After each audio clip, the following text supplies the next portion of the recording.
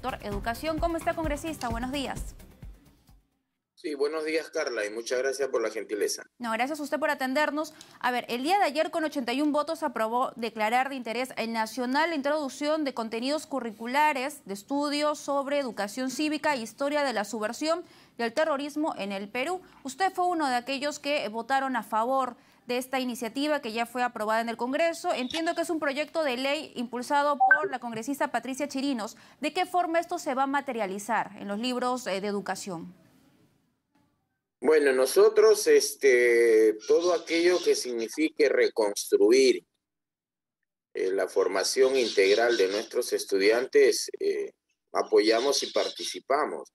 Y digo reconstruir porque hasta el día de hoy, y creo que tú puedes ser testigo excepcional como periodista, jamás el Ministerio de Educación de gestiones anteriores justificaron por qué razones, por qué motivos, por qué justificaciones se retiró del plan de estudios el curso, el área, la asignatura de educación cívica, historia del Perú, geografía, economía política, psicología, y paro de contar. O sea, nunca nos dijeron, ni a nosotros los docentes nos justificaron. Ya, por lo menos a través del periodismo, tampoco lo dijeron. Simplemente algunos de los infiltrados que hay en el Ministerio de Educación, que obviamente no son profesores, decidieron. Y hoy esta iniciativa de la congresista Chirinos busca, por lo menos en esta declaratoria de interés, que el Ministerio de Educación le dé una mirada a esto que está faltando en la formación de nuestros estudiantes, y que estamos completamente seguros que en esta construcción que se está haciendo del diseño curricular nacional de manera democrática y participativa, se restituya cursos o asignaturas como educación cívica y como historia del Perú y otros que permitan esa formación integral, y obviamente con los contenidos ya señalados.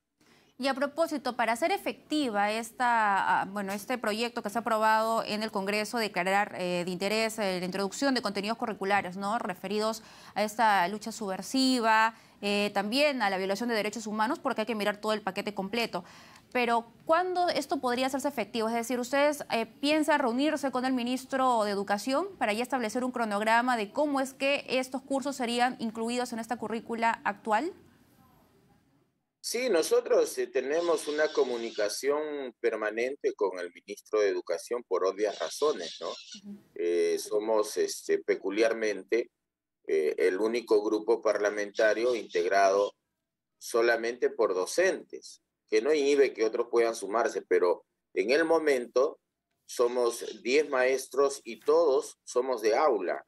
Y en las reuniones que nosotros no, tenemos con el ministro de Educación, le transmitimos lo que nos dicen nuestros compañeros maestros, lo que nos dicen los padres de familia, lo que nos dicen los estudiantes en la semana de representación congresal, y obviamente, al haberse aprobado, él va a tomar conocimiento porque este proyecto de ley ahora con su autógrafa pasa al Poder Ejecutivo. El Poder Ejecutivo lo refiere a diversos ministerios para que hagan una opinión. Seguramente que ahí ya tendrá conocimiento el ministro, pero más allá de eso, nosotros también le vamos a transmitir esto que ha ocurrido el día de ayer. Y a propósito también de lo que viene ocurriendo, no solo el día de ayer, sino en estos últimos días, con lo que se viene aprobando en la Comisión de Constitución, se ha aprobado un dictamen que plantea eliminar el voto de confianza en la exposición de nuevos gabinetes. ¿Esto le quita una herramienta al Ejecutivo?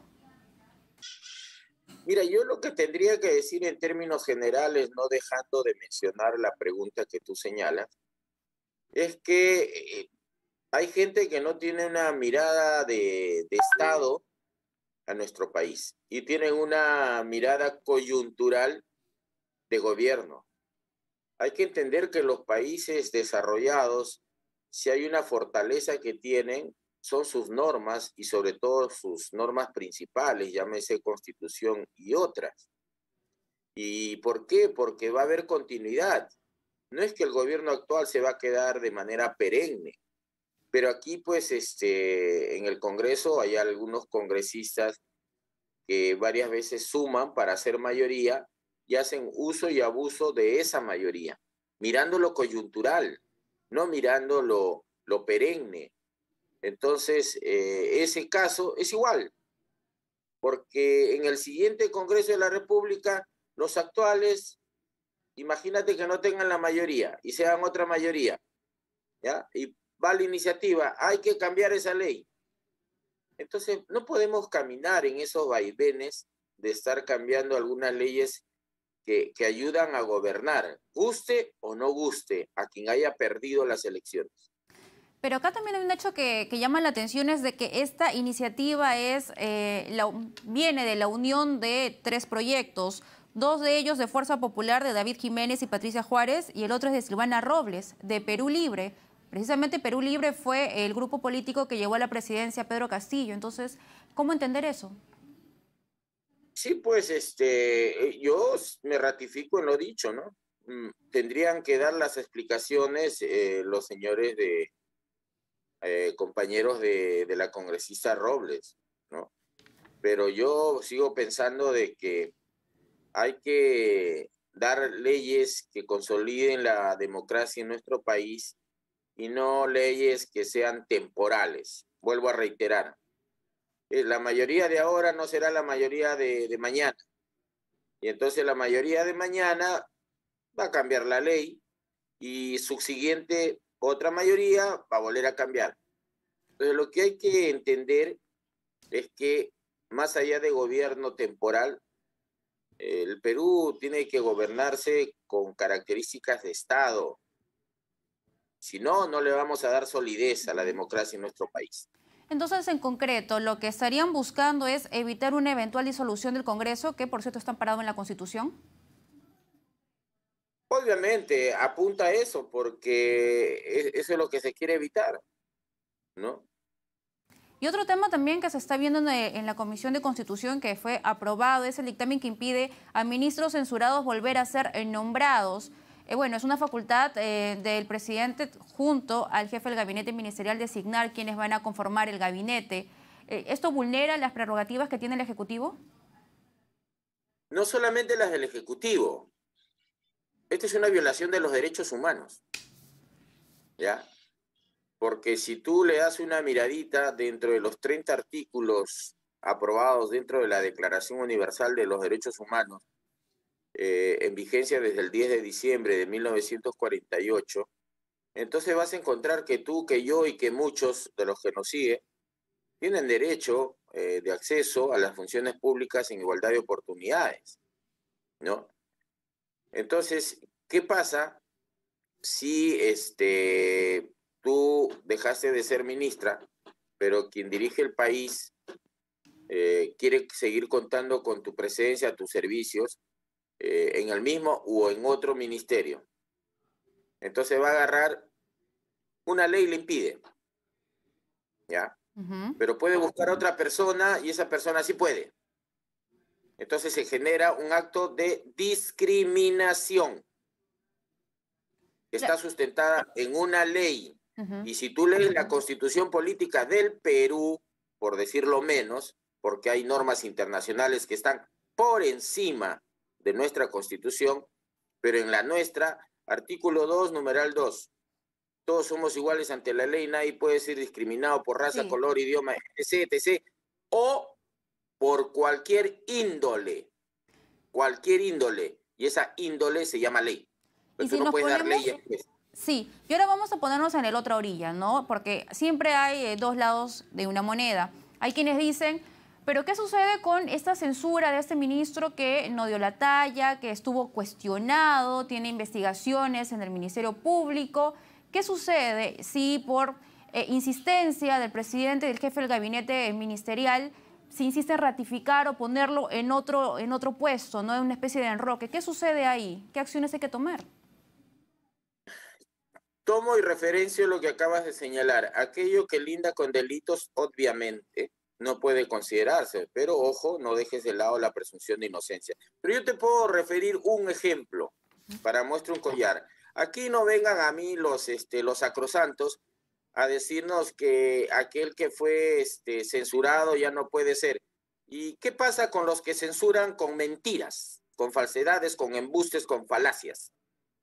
Yo te invito, ¿ya?, a que tú leas la moción de censura contra el profesor Carlos Gallardo Gómez. En los considerandos, que es un documento público, ¿ya?, solo te muestro una afirmación que dice que el profesor Carlos Alfonso Gallardo Gómez es miembro, es afiliado a la FENATE.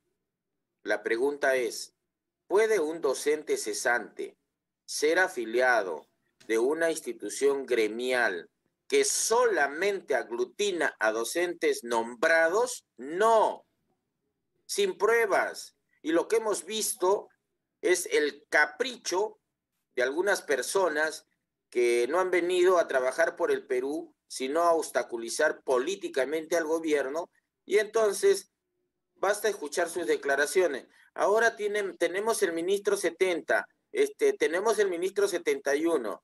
No les interesa, o sea, la interpelación es un proceso, ¿no?, del ejercicio de un derecho en el cual,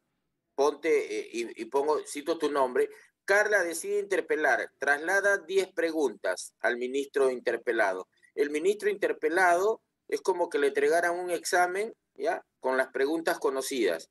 El ministro lo que hace es preparar sus respuestas. Hace las respuestas y luego en una fecha fijada tú vienes y expones las respuestas de las preguntas planteadas. Y ante la orfandad de poder replicar por ignorancia o desconocimiento, te comienzan a tocar otros temas que no tienen nada que ver con las 10 preguntas, ¿ya? Y después hacen la interpretación auténtica de que no has respondido nada, no has desvirtuado nada. Claro, pero tú tampoco replicaste nada en el momento para refutar. Entonces, a mí ya las censuras que hacen se han convertido en payasadas de algunas personas porque no se ciñen en estricto a la veracidad, a lo deontológico, y simplemente lo hacen con carácter politiquero para luego estar diciendo, ven, hemos censurado o han cambiado a tantos ministros. Pero claro, si hay esa persecución, hay mucha Pero gente que dice, no negará, congresista, que ha habido algunos ministros que no debían ocupar ese cargo. Juan Silva, por ejemplo, que se encuentra prófugo de la justicia, ¿no?, por citar solo un ejemplo. Entonces, en ese caso también el Congreso pudo haberlo censurado y no lo hizo. En algunos casos ha censurado, pero quien ha cambiado más ministros a título, digamos, por decisión propia ha sido el primero junto con el presidente de la República. Entonces, que también es una claro, potestad cambiar, hacer los recambios, ¿no?, cuando ven que alguien no está rindiendo o no da la talla, ¿no? no, eso no te lo contradigo. O sea, yo no voy a defender. El que comete delitos, si es mayor de edad, aplíquele la ley, punto. Así de sencillo. Ok. Pero no uniformicen criterios. Ujú. Hay muchos ministros que llegaron a ser interpelados y entonces la amenaza, la matonería de algunos, ¿no? Ahora vamos a la censura. Entonces, esas personas que ocupan esos cargos también tienen un prestigio, tienen un honor, tienen un nombre bien ganado, tienen familia. Entonces, antes que exponerse a un maltrato, a un abuso del poder del voto, Sí. terminan renunciando, ¿no? Muy bien, Entonces, congresista. eso también hay que considerarlo. Claro que sí. Muchísimas